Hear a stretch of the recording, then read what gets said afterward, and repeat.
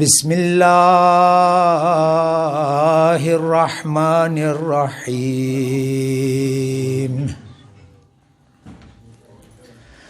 حمدک اللہم علی جزیل الانعام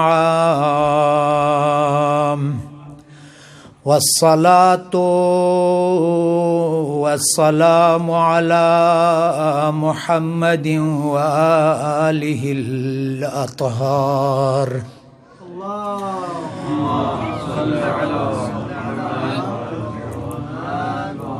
سیم ابن عمہ علی علیہ السلام الذي نسبه علما للإسلام ورفعه لكسر الأنام وجازم أعناق النواسب اللئام بسم الله الرحمن الرحيم رب اشرح لي صدري ويسر لي أمري واحلل عقدة من لساني يفقه قولي أما بعد فقد قال أمير المؤمنين في نهج البلاغة بسم الله الرحمن الرحيم العلم مقرون بالعمل فمن علم عمل والعلم يهتف بالعمل فإن أجابه وإلا فارتحل عنه صلوات بھیجیے محمد و آل محمد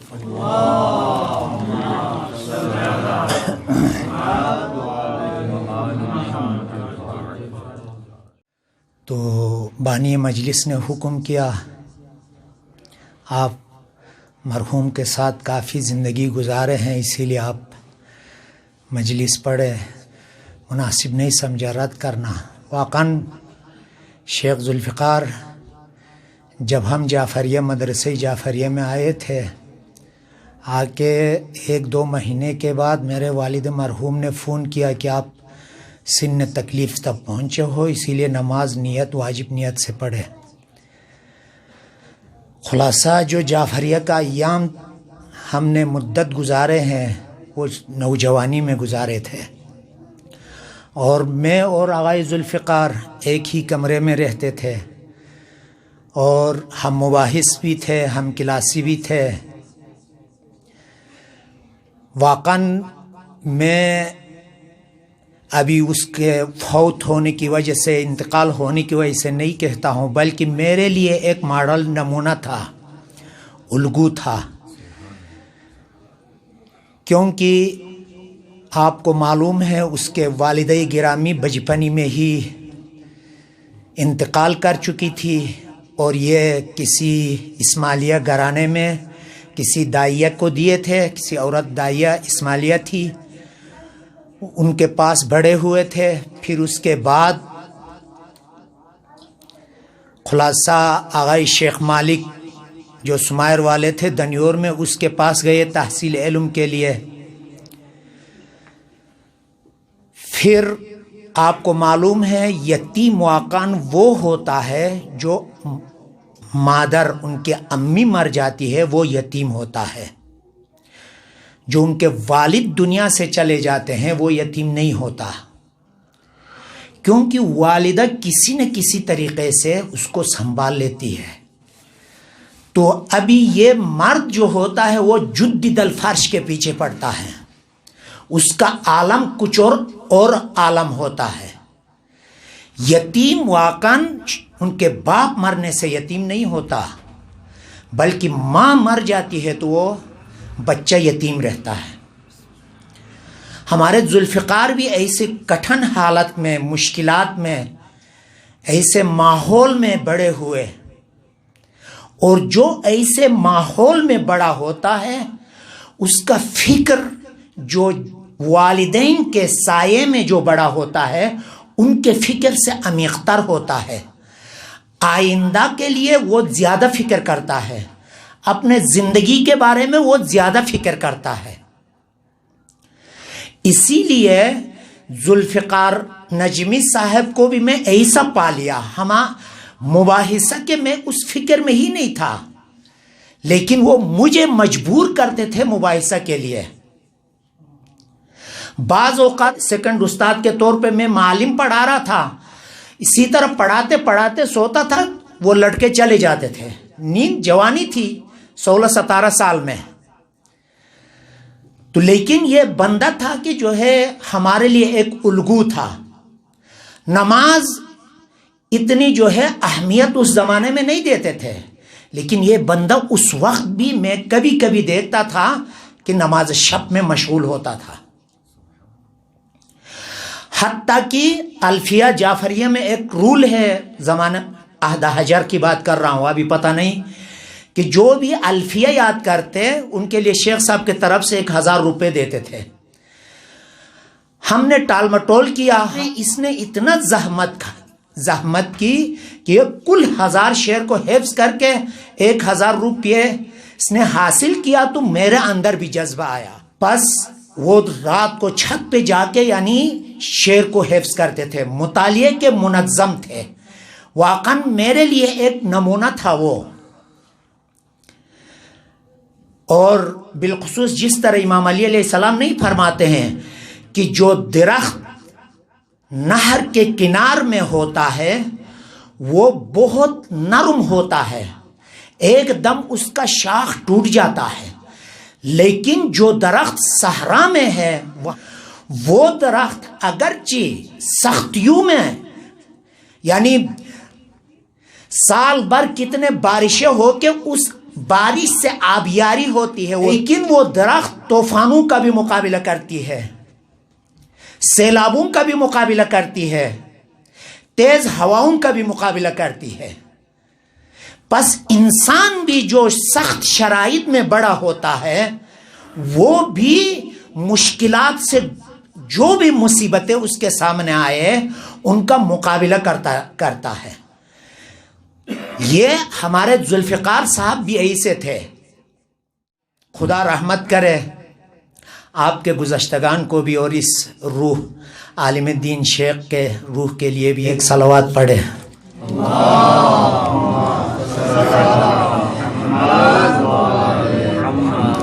بس یہ جو کچھ ابھی کہوں گا اولاً میں اپنے نفس کو خطاب کر کے کہہ رہا ہوں۔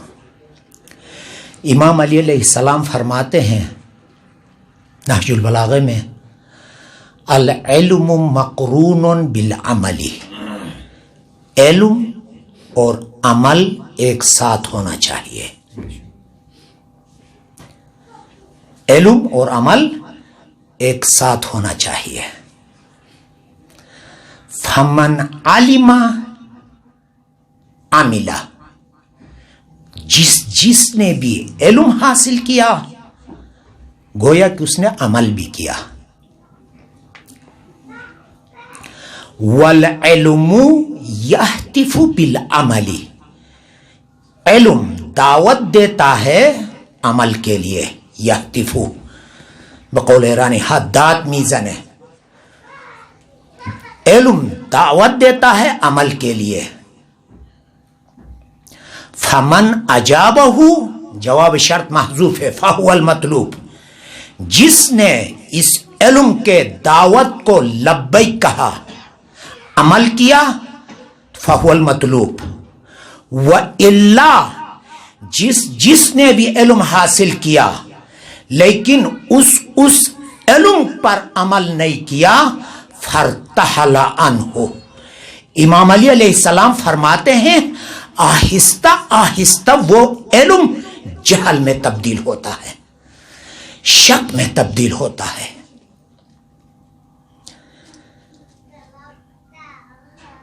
اس نورانی کلام کو جب میں نے مطالعہ کیا، اگرچہ علماء نے اس کے اندر 3 تفسیر ذکر کیا ہے، میں تینوں ذکر کروں، خلاصہ اگر وقت زیادہ لیا تو رئیس، تو بس ایک تفسیر امام علی فرما رہے ہیں کہ امام ہے، اس کا جو کلام ہے جھوٹ نہیں ہوتا ہے۔ فمن علم عمل، جس نے علم حاصل کیا وہ عمل کرتا ہے، لیکن وجود خارجی میں ہم نہیں دیکھ رہے ہیں، دکھائی نہیں دے رہا ہے عالم جو علم حاصل کر رہا ہے اس پہ عمل نہیں کر رہا ہے۔ کل ہی اتفاقاً وہ ٹیکسی ڈرائیور کہہ رہا تھا امام زمان اگر ظہور ہو جائے تو اگرچہ تہران سب سے فاسد ترین لوگ وہاں پر ہے، لیکن وہاں ایک دن رہے گا، قم میں آ جائے کہ قم میں علماء کو مارنے کے پیچھے ایک ہفتہ رہے گا۔ میں پہلے بھی کہا ہوں، بہار الانوار میں نے ایک روایت پڑھ لی، بھیا کہا کہ امام زمان آئے تو 80,000 علماء کو مارے گا اور ان کے خون سے ندیاں چلیں گی۔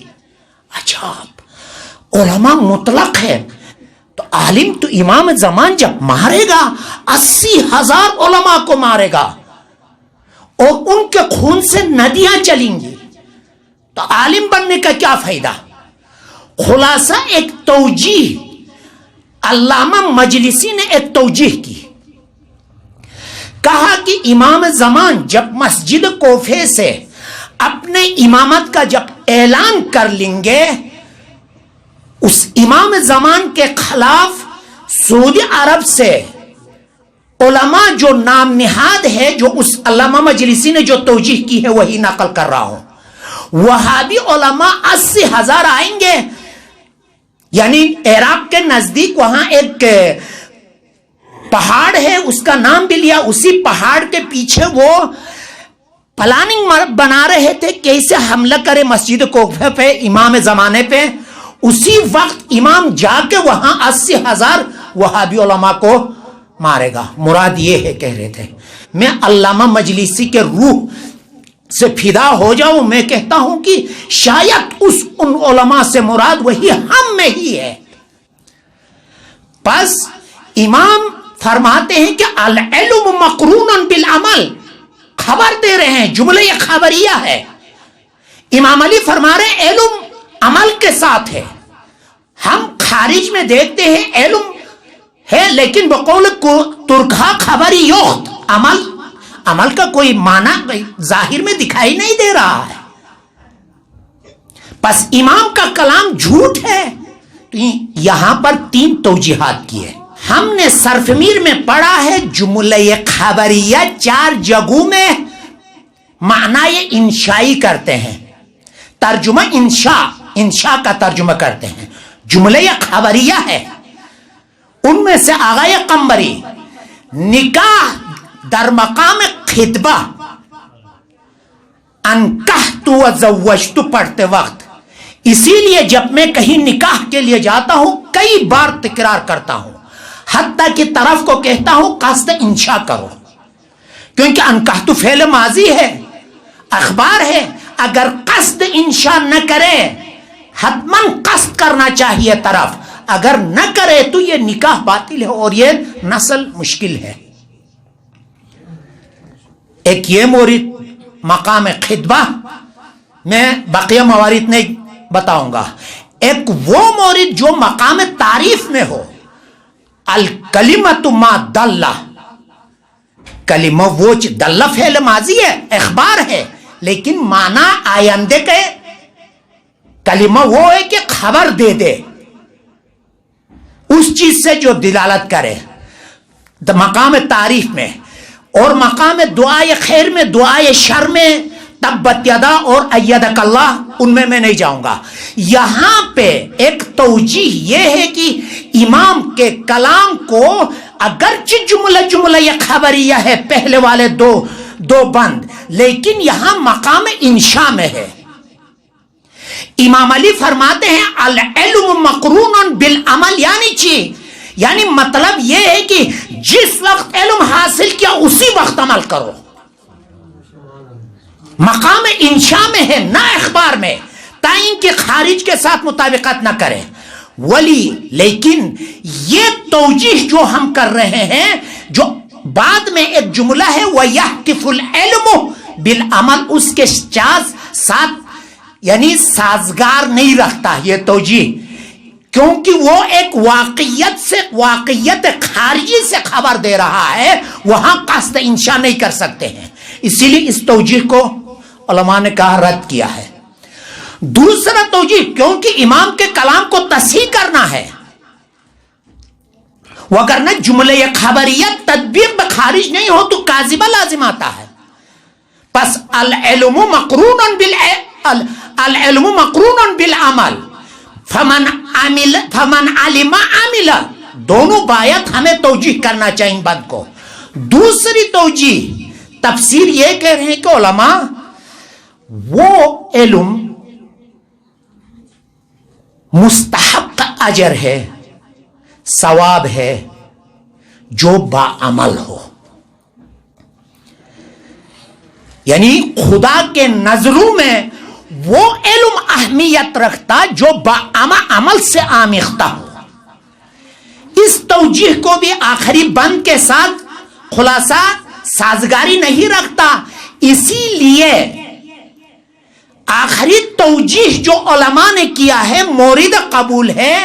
وہ یہ کہہ رہے ہیں کہ آپ لوگوں نے دلالت میں پڑھا ہے، منطق کی دلالت ہو یا حمود مظفر نے اصول فقہ میں جو دلالت کے تعریف میں کہا 3 قسم کا ہے. دلالت عقلیہ ہے، دلالت طبعیہ ہے، دلالت وضعیہ ہے. آپ نے یہ بھی پڑھا دلالت عقلیہ میں دال اور مدلول کے درمیان القاء ذاتی ہو. آپ سورج کی طلوع اور اس کے روشنی دیکھتے ہی آپ سورج طلوع ہونے کے پیچھے جاتے ہو، آپ کا ذہن جاتا ہے، القاء ذاتی ہے. یہاں پر بھی امام علی یہی کہہ رہے ہیں علم واقعاً جس نے واقعاً علم حاصل کرے تو القاء ذاتی یہ ہے کہ وہ حتماً عمل بھی کرے گا. القاء ذاتی سمجھتا ہے امام علی علم اور عمل کے درمیان. بس عزیزان گرامی القاء ذاتی سمجھتا ہے علم اور عمل کے درمیان القاء ذاتی ہوا. بس جس نے علم حاصل کیا اس نے عمل بھی کی.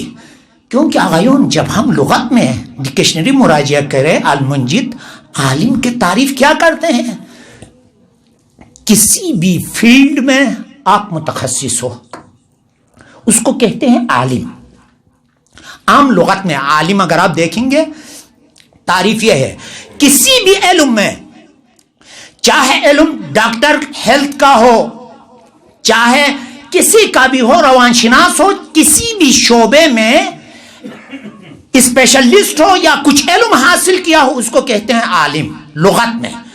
اما روایات اور احادیث کے روح میں عالم اس کو کہتے ہیں جتنا وہ علم حاصل کرتا ہے اتنا وہ عمل کرے. روایات اور احادیث کے روح میں اس کو عالم کہتے ہیں. بس عالم کہنا ہی مستحق نہیں ہوگا جس کے مجھ جیسے علماء کے پاس عمل نہیں ہو تو. صلوات پڑھیے محمد وآل محمد پر.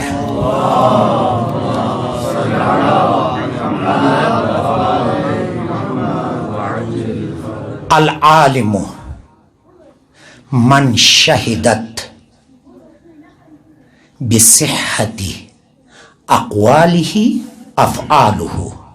یہ بھی امام علی فرما رہے ہیں عالم وہ ہے جس کا عمل ہی ان کی باتوں کی گواہی دے دے. عمل گواہی دے دے. میں بھی اس منبر پہ آ کے کہتا ہوں تقوی کی تعریف کرتا ہوں، حرام خوری کی تعریف کرتا ہوں، غیبت نہیں کرو کی تعریف کرتا ہوں. لیکن جتنا علماء کے درمیان ہمارے درمیان غیبت ہے اتنا عوام کا اندر اتنی غیبت نہیں ہے. اور عوام کو اس عوام کا اندر جائے تو بہجت بن کے دکھاتے ہیں. منبر پہ آئے، حوضے میں آئے تو کوئی اور شکل میں دکھاتے ہیں.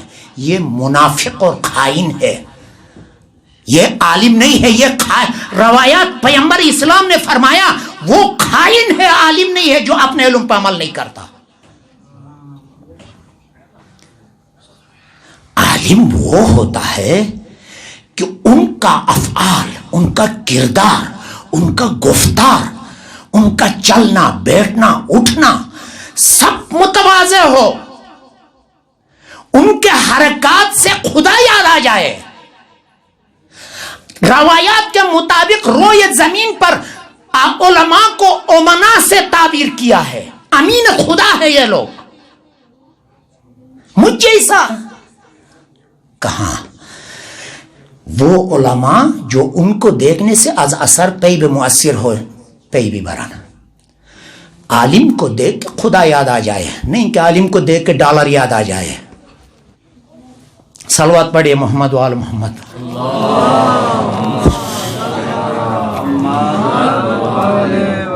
آغایون، یہ میں اکثر کوشش یہ کرتا ہوں کہ جو حدیث معمہ ہوتی ہے وہ ہمارے لیے واضح ہو. کوشش کرے کسی سے پوچھے جو حدیث میں ہے کہ مداد العلماء افضل من دماء الشہداء. عجب، مداد العلماء جو سیاہی ہے، علماء جو کتابیں لکھتے ہیں وہ افضل من دماء الشہداء. حتیٰ کہ اس سے بھی بڑھ کر اور بھی احادیث ہیں. کیوں ایسا ہے؟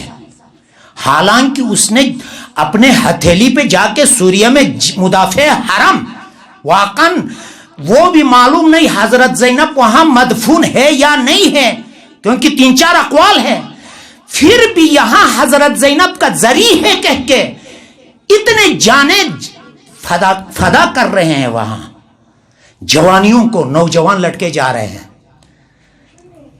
کہہ رہے ہیں کہ ان کے خون سے میں یہاں پیانامہ یا رسالہ علمی لکھا تو میرا یہ افضل ہے. کیا مطلب؟ میں نے درک نہیں کیا تھا. میں ڈھونڈتا رہا اس حدیث کا جواب کیا ہے. بالاخرے خدا کا شکر ہے کہ آغا ہادی نے جو دعوت دیا، کل سے اسی کے پیچھے ایک حدیث، اسی کا جواب خود حدیث سے میں نے نکالا. دوسری حدیث میں جواب یہ ہے کہ روز قیامت، پیغمبر اسلام سے حدیث ہے، عوام سے ان کا اعمال کا حساب لیا جائے گا. عوام سے اعمال کا حساب لیا جائے گا، علماء سے عمل کا حساب لیا جائے گا. کتنا عمل کیے ہو. اسی لیے روایت میں ہے کہ دماء یعنی مداد العلماء افضل من دماء الشہداء. عوام سے آپ نے کیا کیا عمل انجام دیے ہو، اعمال کیا انجام دیے ہو. لیکن عالم سے پوچھا جائے گا جو آپ نے سیکھا تھا کتنا عمل کیے ہو. بس عمل سے ان سے حساب لیا جائے گا. جب اسی لیے یہ عالم مثلا ان کا درجہ بھی بہت بڑا ہے. العلماء مفاتیح الجنہ وخلفاء الانبیاء. علماء مفاتیح الجنہ، چابی ہے جنت کی، جنت کے دروازے کی چابی علماء ہے. وخلفاء الانبیاء، انبیاء کے خلیفہ ہے. اگرچہ یہاں علماء کہتے ہیں کہ توجیح کرتے ہیں العلماء سے مراد یہاں معصومین ہے. نہیں، میں دلیل پیش کرتا ہوں جو امام علی نے فرمایا ہے، العلماء ورثۃ الانبیاء جو کہا ہے، یا العلماء افضل من انبیاء بنی اسرائیل جو پیغمبر نے فرمایا ہے. علماء سے مراد یہی علماء ہے، امام معصوم نہیں ہے. کیوں؟ دلیل یہ پیش کرتا ہوں. صلوات پڑھیے محمد وآل محمد.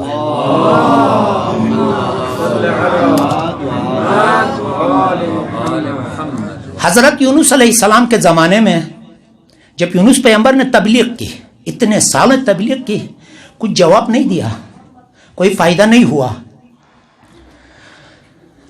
تو بالاخرے کیا کہیں گے، کون سے تعبیر کرے؟ فقط 2 بندوں نے ہدایت یعنی حاصل کی تھی حضرت یونس سے. ایک عابد تھا، ایک عالم با عمل تھا. یہ 2 بندے تھے. انہوں نے یونس علیہ السلام کے دین کو قبول کیا تھا اور ان کے فرامین پہ عمل کر رہے تھے. ایک عالم با عمل، ایک کون تھے؟ عابد تھے. تو حضرت یونس بہت ناراحت ہو گئے، ناراض ہو گئے اپنے قوم سے. اتنی تبلیغ کی، اتنے سال میں نے تبلیغ کیا، لیکن عوام پھر بھی اپنے آبا و اجداد کے ان دینوں پر قائم ہے. تو اس उस जो आबिद था, हजरत यूनुस ने मशवरा लिया, क्या करूं मैं तो वाकई थक गया इनसे। उस आबिद ने कहा बद्दुआ करो, नफरीन करो। हजरत यूनुस और आबिद दोनों निकले। हालांकि यूनुस को, हजरत यूनुस अलैहिस्सलाम को सब्र करना चाहिए था अजाब नाजिल होने तक, जब तक खुदा का इज़्न न हो खारिज होने के लिए, उस वक्त तक उसको ठहरना चाहिए था उस जगह में। लेकिन यूनुस अलैहिस्सलाम ने उस आबिद से मशवरा लिया और निकल गए उस शहर से। निकलते निकलते साहिल समंदर पहुंचे। खुलासा आपको पता है, कश्ती में सवार हुए और कश्ती के सामने वो दरमियान में एक बड़ी मछली आई, उसने मुंह खोला, कश्ती को आगे जाने नहीं दिया। खुलासा कुरैश किया। आगायून आबिद आराम से यहां बैठा, कश्ती में आगे गया, हजरत यूनुस मछली के पेट में चले गए। कितनी मुद्दत वहां पे रहे, कमजोर हो गए। खुदा का इज़्न हुआ। असल शायद मिसाल कहीं और है, ये मुकद्दिमा साजी कर रहा हूं। खुदा का इज़्न हुआ, मछली आई लब दरिया, यूनुस को फेंक दिया। ऐसी जगह थी, न वहां पानी था न किसी दरख्त का साया। खुदा के हुक्म से कद्दू की दरख्त वहां से जमीन से पैदा होना शुरू हुआ और उसका साया भी हुआ उस हजरत यूनुस के ऊपर, कद्दू की दरख्त। आजकल जो उलमा है ना, गियाही मुतखस्सिसीन, वो लोग कहते हैं कि देखो खुदा, वो लोग कहते हैं कि कद्दू के दरख्त पर मूजी मच्छर नहीं बैठते हैं, मक्खी या दूसरे मच्छर, जो मूजी मच्छर हशरात है, वो कभी भी कद्दू के दरख्त पर नहीं बैठते। और खुदा ने उस दरख्त को पैदा किया हजरत यूनुस के लिए, ताकि अजियत ना हो। कमजोर भी हुए थे, नहीफ हुए थे, जीर साया इसी कद्दू के दरख्त के नीचे आराम फरमाया। जब होश में आया, हजरत यूनुस ने सोचा मेरी कौम खत्म हुई होगी, शायद वहां वैरान होगा। खुदा कुरान में कहता है हमने लाखों में उनको 2 गुना 4 गुना बना दिया, पैदा किया उनके कौम को, नस्लें बढ़ा दी उनके कौम की, हत्ता कि लाखों से ऊपर गई उनकी नस्लें। तो उस वक्त, जिस वक्त यूनुस, हजरत यूनुस, असल शायद मिसाल में आ रहा हूं, हजरत यूनुस जब आबिद के मशवरे पे निकले थे, तो आसार गजब इस कौम यूनुस पे दिखाने लगे। गजब आने वाली है, इनको डर लगा। डर लगते ही इनकी कौम उस आलिम बाअमल के पनाह ली। आलिम बाअमल ने क्या किया? कहा कि इस्तिग़फ़ार के लिए तैयार हो जाओ, कल हम निकलेंगे यहां से सहरा की तरफ, अपने माल मवेशी कोई भी बंदा यहां न रहे। हत्ता कि तमाम माल मवेशी के साथ सहरा पे निकले तो हजरत उस आलिम ने आर्डर दिया, जिनके माओं के गोद में छोटे बच्चे हैं उनसे ले लो, जुदा करो। रोने लगे वो बच्चे। जिन गाय बैल गाय के जो बिछड़े हैं उनको अपने मादर से जुदा करो, वो भी चीखने लगे। इसी आहो बुका में आगे जा रहे थे, अजाब टल गई। यहां आलिम बाअमल नाइब हुआ या नहीं, या नबी का? खुद ये दलील है उलमा जो, वगरना इमाम अली अलैहिस्सलाम के बहुत से अहादीस उलमा के बारे में मैं यहाँ अभी टाइम नहीं है, खुलासे कलाम सलवात पढ़िए मोहम्मद वाल मोहम्मद पर।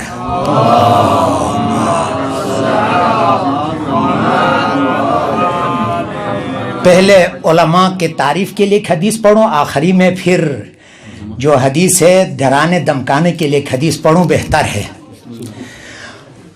हदीस है, इमाम अलैहिस्सलाम फरमाते हैं, पहले मजम्मत वाली पढ़े। नहीं वो आखिरी में पढ़ूं तो बेहतर है, ताकि डर जाएंगे ना आप लोग। तो आगायून इमाम अली फरमाते हैं, जुलूसु عندل جلوس ساعت عند العلماء، امام علی فرماتے ہیں جلوس ساعت عند العلماء احب الی اللہ تعالی من عبادت 1000 سنہ۔ ایک عالم کے پاس جا کے 1 گھنٹہ، امام علی ہے، ہاں امام علی کا کلام ہے، 1 گھنٹہ بیٹھنا 1000 سال عبادتوں کی عبادت سے بہتر ہے، خدا کے پاس محبوب تر ہے۔ 1 گھنٹہ عالم کے پاس جا کے بیٹھنا احب الی اللہ، محبوب تر ہے خدا کے پاس، من عبادت 1000 سنہ، 1000 سال عبادت سے بہتر ہے۔ کتنا مقام خدا نے دیا ہے آپ جیسے علماء کو۔ دوسرا کیا فرما رہے ہیں؟ وَالنَّظَرُ إِلَى الْعَالِمِ أَحَبُّ إِلَى اللَّهِ تَعَالَى مِنْ طَوَافِ سَنَةٍ فِي بَيْتِ الْحَرَامِ۔ اگر عالم کے چہرے کی طرف دور سے دیکھا، فقط 1 دفعہ دیکھا، نظر کیا عالم کے چہرے کی طرف، خدا کے پاس یہ محبوب تر ہے 1 سال تک خانہ کعبے کے طواف کرتے رہے آپ، اس سے بھی 1 نظر بہتر ہے۔ کتنا مقام امام علی نے دیا عالم کو۔ اس سے آگے بڑھوں، وَزِيَارَةُ الْعُلَمَاءِ أَحَبُّ إِلَى اللَّهِ مِنْ 70 عمرتاً وحجاً۔ اگر آپ علماء کی زیارت کے لیے گئے ان کے گھر، وہ بہتر ہے حج، یعنی 70 حج اور عمرہ سے وہ 1 دفعہ زیارت کے لیے جانا بہتر ہے۔ علماء کا مقام اتنا بڑا مقام ہے، لیکن عزیزان گرامی، وہ علماء جن کو دیکھنے سے خدا یاد آ جائے، ہر کام میں ان کے نظروں میں خدا ہو، تعصب، حتیٰ کہ میں کہتا ہوں کہ عالم کا دین نہیں ہوتا جس طرح ڈاکٹر کا بھی دین نہیں ہوتا ہے۔ تعصب مذہبی نہیں ہونا چاہیے عالم کے اندر، تعصب رشتہ داری نہیں ہونا چاہیے عالم کے اندر، تعصب قومیت نہیں ہونا چاہیے عالم کے اندر۔ حق بات کہے چاہے سر کٹنا ہو تو اس کو عالم کہتے ہیں، وگرنہ میں اپنے رشتہ داری، بالخصوص ایسے عالم جو احادیث میں ہے کہ جو مثلا یہ العالم با عمل نہ ہو، بلا عمل ہو، تو ایسے کام کریں گے، کیونکہ وہ جو شراب خور تھے یا تارک الصلاۃ تھے، وہ کیا کرتے ہیں آخر میں کہتا، کون کہتا ہے شراب حرام ہے، کون کہتا ہے نماز واجب ہے، توجیح کرتے ہیں۔ مجھ جیسا عالم بھی اگر ایسا عالم بلا عمل ہو تو رشتہ داری کا وہ میرے اوپر غلبہ کرے، قبیلے غلبہ کرے، منطقی غلبہ کرے، تو میں اپنے کاموں کو الہی پروان چڑھاؤں گا، شیطانی کاموں کو الہی پروان چڑھاؤں گا، میں توجیحات کے پیچھے جاؤں گا۔ عرب کہتے ہیں توجیح الغلط غلط آخر۔ یہ عالم با عمل کے نظروں میں خدا ہونا چاہیے۔ یہ چیزیں اس جیسا عالم ہے ان کے لیے جو مقام ہے۔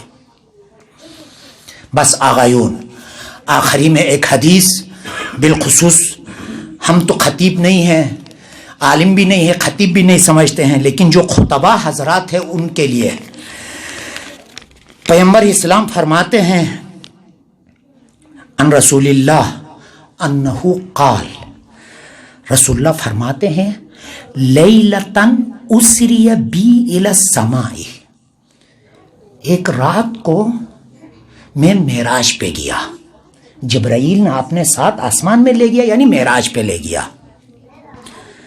پیغمبر اسلام فرماتے ہیں رأیت جماعتن، جب معراج پہ جا رہا تھا دیکھا ایک گروہ کو، تقرض شفاہہم بمکاریز من النار، ان کے ہونٹوں کو آگ کے قینچیوں سے کاٹتے تھے، ان کے ہونٹوں کو آگ کے قینچیوں سے کاٹتے تھے۔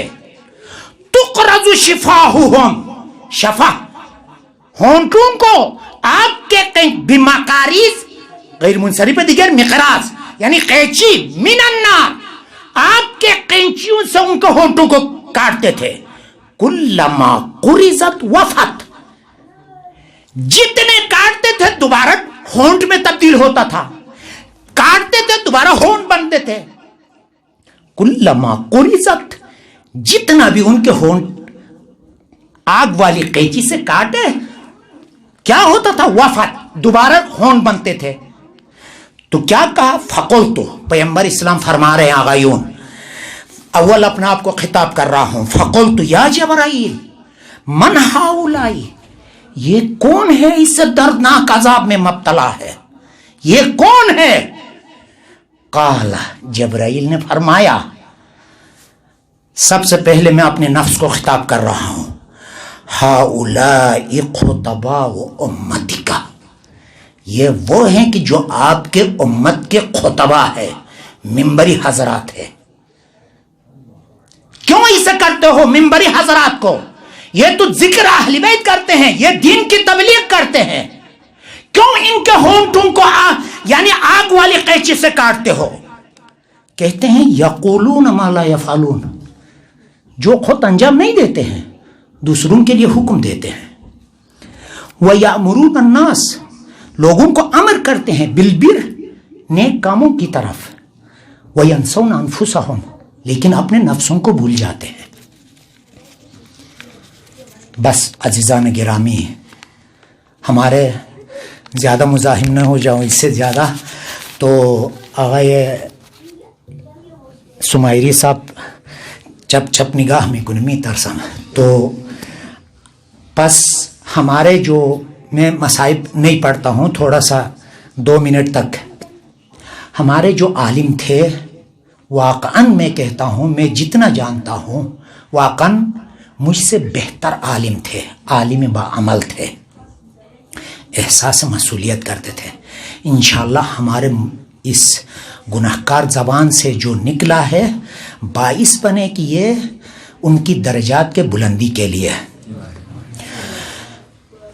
واقعاً میں ذوالفقار سے یہی کہتا ہوں، کل میں نے فون کیا کہ ان کی نماز جنازہ 2 دفعہ پڑھی گئی، ایک وحدت المسلمین کے مسجد پہ، ایک چشتی نگر میں دوبارہ، اور پوچھا میں نے کتنے لوگ آئے تھے، واقعاً حد سے زیادہ لوگ توقع سے اوپر تھے۔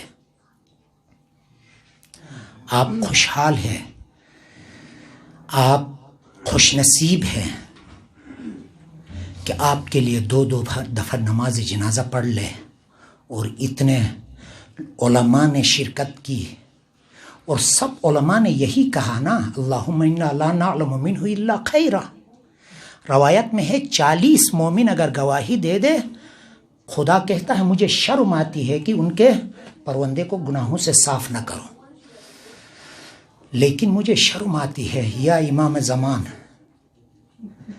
میں تو عالم کہتا ہوں اپنا آپ کو، آپ کے لباس بھی پہنا ہوں،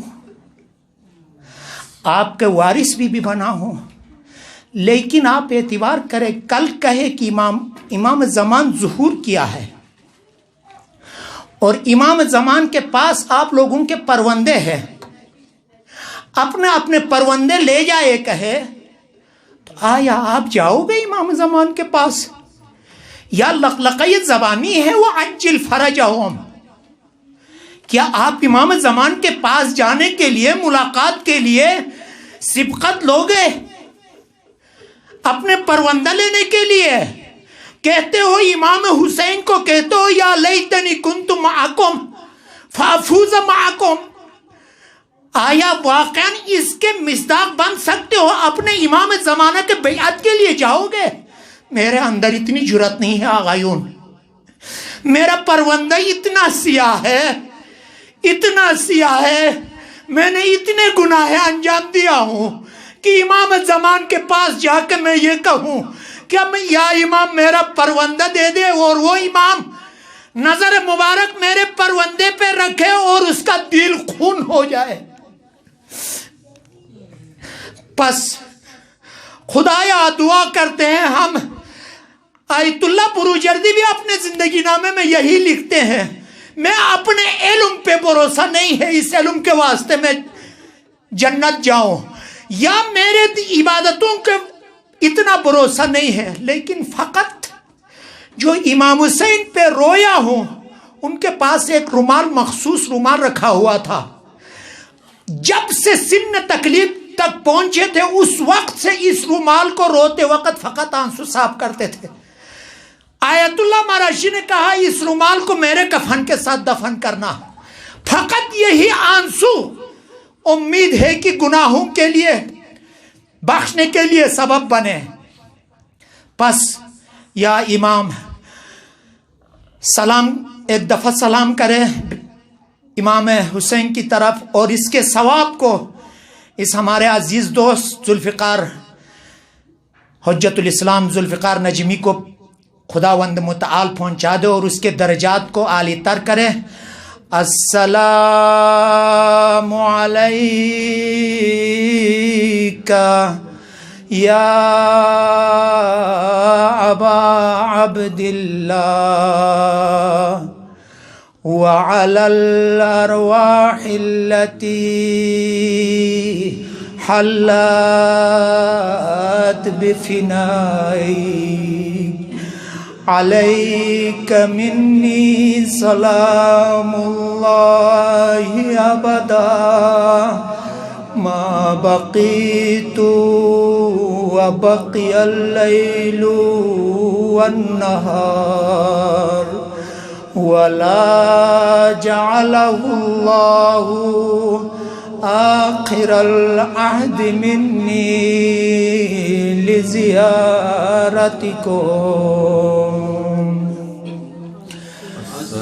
السلام على الحسين